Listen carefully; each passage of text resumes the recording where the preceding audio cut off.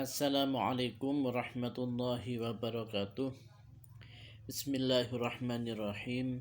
Alhamdulillahi rabbil alamin. Wabihi nasta'inu ala umuri dunya waddin. Wassalatu wassalamu ala ashrafil anbiya wal mursalin. Sayyidina wa maulana Muhammadin. Wa ala alihi wa ashabihi ajma'in amma ba'd.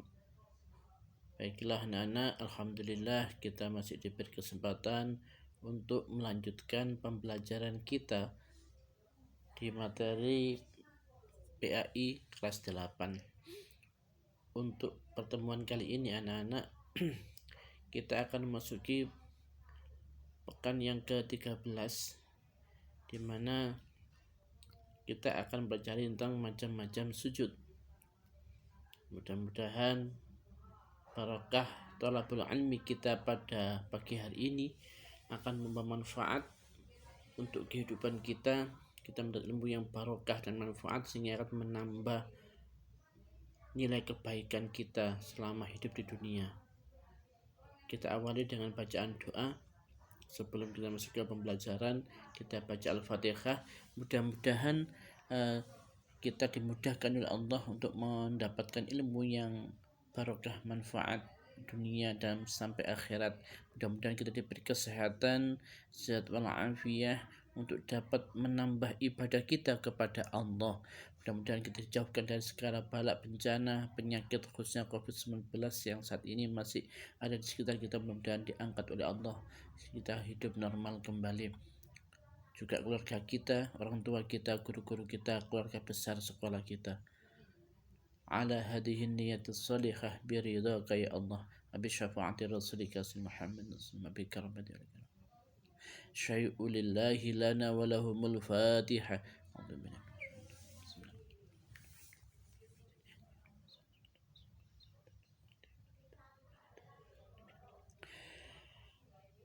Alhamdulillah anak-anak. Baiklah, hari ini kita masuk materi yang luar biasa anak-anak. Materi ini akan menambah nilai ibadah kita di hadapan Allah.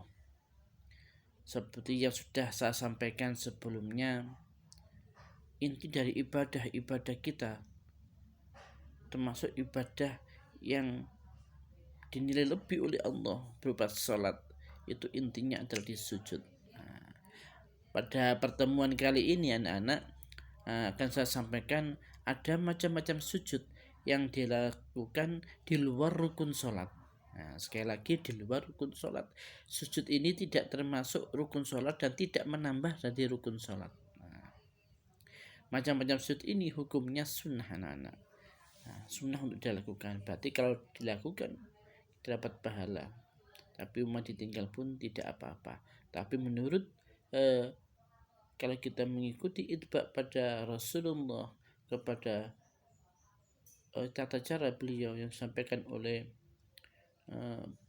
para sahabat, tabi'in, dan ulama kita, ulama salafus salih, telah menyimpulkan ada beberapa macam sujud ini anak-anak. Mari kita pelajari ada sujud apa sajakah yang dimaksud tadi. Baiklah, kita langsung masuk ke materi anak-anak. Ini SKKDG dan anak sudah saya lewati ya. Ini sudah kita bahas sebelumnya. Baik, materi pertama adalah sujud tilawah. Apa itu sujud tilawah? Nanti ada materinya 3 anak ya. Secara global nanti ada yang pertama sujud tilawah, sujud sahwi, dan sujud syukur. Kita mulai pertama anak, sujud tilawah. Apa itu sujud tilawah? Kita pelajari mulai awal dari definisi. Apa itu definisi sujud tilawah? Nanti ini silakan dirangkum ya. Jadi sujud tilawah itu sujud yang dilakukan ketika membaca atau mendengar ayat-ayat sajadah. Jadi di dalam Al-Quran itu anak-anak ada beberapa ayat yang biasanya di akhir ayat itu ada gambar seperti mimbar masjid. Dalam kalimat itu ada kata-kata sajadah atau kata-kata sujud. Sehingga kita setelah membaca itu anak-anak, ayat sajadah yang jumlahnya dalam Al-Quran itu ada 15 ayat, kita disunahkan untuk melakukan sujud, namanya sujud tilawah. Sujud tilawah ini dilakukan sebagai bukti, sebagai tanda bahwa seorang hamba itu berbakti kepada penciptanya, yaitu Allah Subhanahu wa Ta'ala. Itu sujud tilawah. Apa bacaannya? Kita lihat. Bacaan sujud tilawah adalah ini. Sajada wajhiya lilladzi khalaqahu wa syaqqa sam'ahu wa basarahu bihaulihi wa quwwatihi. Artinya, aku bersujud kepada Tuhan yang menjadikan diriku, Tuhan yang membukakan pendengaran dan penglihatan dengan kekuasaannya. Ketika sujud tilawah anak yang dibaca ini, sajada wajhiya lilladzi khalaqahu wa syaqqa sam'ahu wa basarahu bihaulihi wa quwwatihi. Kalau dilengkapi boleh ada tambahannya, fatabarakallahu ahsanal khaliqin, begitu. Tapi sampai di sini aja sudah cukup. Nanti ini wajib ditulis anak ya, kamu salin di buku tulis kamu dan dihafalkan. Nanti kalau kita bertemu tatap muka ada praktek sujud tilawah seperti itu ya. Baik, kita lanjutkan anak-anak. Sekarang tata caranya bagaimana? Tata caranya nih, ketika kita mendengar ayat as-sajdah dibacakan atau kita membaca sendiri ayat as-sajdah itu, maka otomatis ketika membacanya harus menutup aurat ya. Suci dari hadas besar dan hajat kecil, jadi tidak batal wudunya dan tidak berhadas besar, dan menghadap kiblat. Langsung sujud. Tata caranya yang kedua di rukun ini anak-anak. Caranya kita niat untuk sujud syukur dengan diucapkan takbiratul ihram, kita mengucapkan Allahu Akbar, dalam hati kita niatkan sujud tilawah. Langsung kita sujud. Ketika sujud inilah kita membaca doa tadi, sajada wajhiya lilladzi khalaqahu wa syaqqa sam'ahu wa basarahu bihaulihi wa quwwatihi. Selesai langsung duduk tahiyat akhir dan mengucapkan salam, selesai. Gitu ya, itu tata cara sujud tilawah. Baik, kita ke materi berikutnya anak-anak. Ada lagi materi yang kedua, namanya sujud sahwi. Apa itu sujud sahwi? Kita lihat definisinya. Sujud sahwi itu anak-anak adalah sujud yang dilakukan dalam sholat karena lupa meninggalkan sunnah ab'ad, sehingga tidak melakukan sesuatu yang mestinya dilakukan ya. Atau juga menambahkan sesuatu yang tidak semestinya. Begitu anak-anak. Itu kita disunahkan sujud sahwi. Sahwi itu artinya lupa anak-anak. Artinya sujud sahwi itu sujud karena lupa. Baik, sebabnya apa saja anak-anak? Ini kita lihat. Ini ada beberapa yang saya tulis, ada beberapa yang belum saya masukkan. Nanti kamu bisa menambahnya di buku siswa, di buku paket dari sekolah, atau juga bisa melihat buku PA interaktif anak-anak ya. Sebabnya itu yang pertama, lupa atau ragu jumlah rakaat rukuk atau sujudnya. Jadi kalau kita sholat, biasanya itu sholat sendirian ini. Kalau kita sholat duhur, mungkin asar, mungkin juga isya, terkadang di rakaat ketiga atau rakaat keempat itu kita muncul keraguan di situ anak. Kita agak ragu-ragu, saya itu dapat 3 rakaat atau 4 rakaat. Kira-kira siapa yang sering begitu ya? Biasanya kalau sholat sendirian ini. Kalau jamaah insya Allah tidak. Kalau sholat sendirian muncul keraguan seperti itu. Nah, ketika kita ragu-ragu seperti itu anak-anak, kita mantapkan langsung. Sudah, saya dapat 3, gitu aja. Jangan yang ambil yang banyak, 4 jangan gitu ya. Yang dikit aja. Udah, saya anggap 3. Kita tambah 1 rakaat. Tapi nanti kita sujud sahwi. Bagaimana caranya? Nanti di belakang ya. Yang kedua, lupa duduk tasyahud awal. Ini Sering juga ini ketika sholat duhur, asar, maghrib atau isya yang ada sujud tasyahud awalnya. Nah, ketika rakaat kedua seharusnya kita duduk tasyahud awal. Kelupaan, kita mestinya duduk, langsung aja berdiri. Ketika sudah terangkat kaki kita dari lantai, dari tempat sholat, kita baru ingat loh, harusnya ini duduk tasyahud awal, duduk rakaat kedua. Maka kalau kondisi seperti itu anak-anak tidak boleh kembali duduk lagi, batal nanti, karena duduk itu hukumnya sunnah. Kalau berdiri dalam sholat itu hukumnya wajib, termasuk rukun. Nah, teruskan aja langsung berdiri, tapi nanti disunahkan sujud sahwi. Begitu juga ada lagi yang ketiga, lupa membaca doa kunut pada sholat subuh. Sama saja ini ya, mestinya kunut setelah iktidal, sami Allahu liman hamidah, rabbana lakal hamdu. Kita harusnya doa kunut, kok lupa langsung sujud.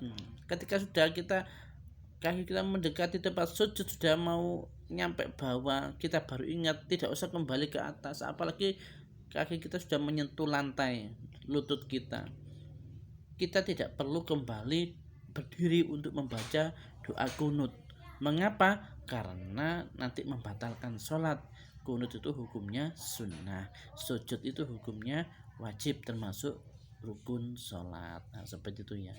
Nah, sebab yang lain ada juga, yaitu yang belum sempat saya tulis tadi itu, ketika kita tahiyat akhir lupa tidak membaca tahiyat tapi membaca al-fatihah, atau sebaliknya waktu berdiri fatihah kita baca doa tahiyat akhir. Nah, tahu-taunya ketika terakhir, saya kok berdiri kok membaca terakhir. Nah, seperti itu bisa juga menyebabkan kita disunahkan sujud sahwi. Seperti itu anak-anak. Baik, itu sebabnya. Tata caranya bagaimana sekarang? Nah, ini tata caranya itu, letaknya sujud sahwi itu ada di setelah bacaan tahiyat akhir. Nanti setelah kita membaca tasyahud akhir, at-tahiyatul mubarakatus shalawatut thayyibatu lillah, sampai terakhir bi innaka hamidum majid. Selesai itu kita langsung sujud. Setelah itu duduk tahiyat awal, gak usah baca apa-apa, sujud lagi. Setelah sujud lagi kita duduk lagi dengan baca takbir Allahu Akbar, seperti itu, seperti gerakan sholat. Langsung duduk tahiyat akhir dan mengucapkan salam. Nanti setelah sujud 2 kali tadi langsung mengucapkan salam. Bila kita menjadi makmum dalam salat jamaah, maka kita wajib mengikuti gerakan imam pada saat melaksanakan sujud sahwi tersebut. Umpama imamnya nggak tahu kok sujud 1 kali, ya sudah kita ikuti aja 1 kali, nggak apa-apa. Tapi kaifiyah ajaran ulama-ulama kita itu sujud sahwi itu 2 kali ya anak-anak ya. Nah, apa bacaannya? Nah, nanti ini kita lihat bacaannya ya. Bacaannya ini ketika sujud tadi, nah ini ketika selesai membaca tahiyat akhir, innaka hamidum majid, kita takbir Allahu Akbar, sujud anak-anak, baca subhana man la yanamu wa la yasu 3 kali ya. Subhana man la yanamu wa la yasu, subhana man la yanamu wa la yasu. Artinya, Maha Suci Tuhan Allah yang tidak pernah tidur dan tidak pernah lupa. Nah, seperti itu. Duduk, terus sujud lagi, baca subhanallahi la yanamu wa la yasu 3 kali. Yaitu duduk, setelah duduk langsung salam, assalamualaikum warahmatullahi wabarakatuh. Assalamualaikum warahmatullahi. Nah, kabar apa itu ya? Assalamualaikum warahmatullahi. Assalamualaikum warahmatullahi. Seperti itu ya. Itu sujud sahwi. Yang terakhir anak-anak sekarang sujud syukur. Nah, ini paling mudah. Apa sujud syukur? Sudah tahu definisinya apa. Sujud syukur itu adalah sujud sebagai bentuk ucapan terima kasih kita kepada Allah karena memperoleh nikmat atau keuntungan, atau bahkan kita terhindar dari musibah dan bahaya yang besar. Kita disunnahkan sujud syukur. Contoh ini, mungkin di antara kita ada mendapat rezeki yang luar biasa dari Allah. yang tidak disangka-sangka, langsung sujud syukur.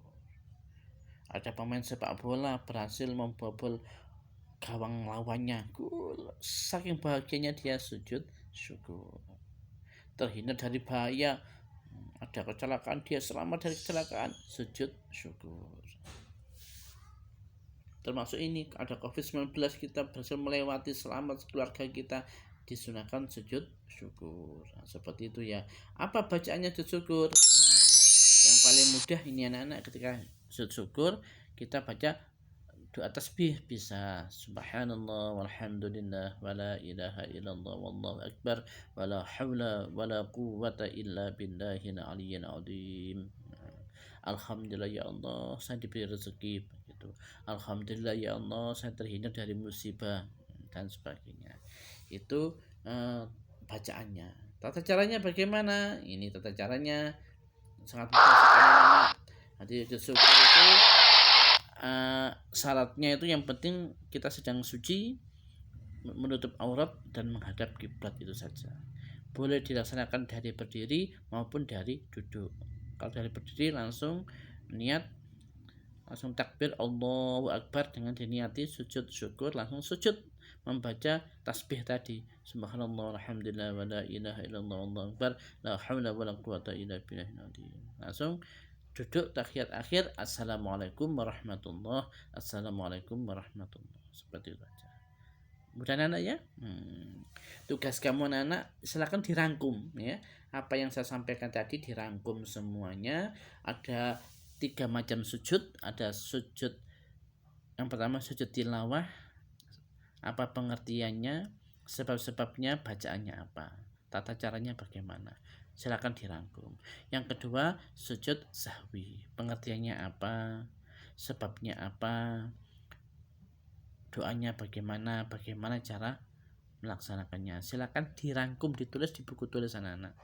Yang terakhir tentang sujud syukur, ditulis sama ya, pengertiannya, bacaannya, bagaimana tata caranya mengerjakan. Nah, kamu tulis, ibu tulis. Kalau sudah anak-anak, silakan kamu foto yang bagus, terus dikirim di grup tugas PAI di kelas kamu masing-masing. Sudah punya grup masing-masing kan? Nah, silakan dikirim itu. Ini masuk ke penilaian untuk bab sujud anak-anak. Nah, nanti penilaian keterampilannya kita praktek di sekolah. Sekian dulu anak-anak pembelajaran kita hari ini, mudah-mudahan bermanfaat. Saya akhiri, wassalamualaikum warahmatullahi wabarakatuh.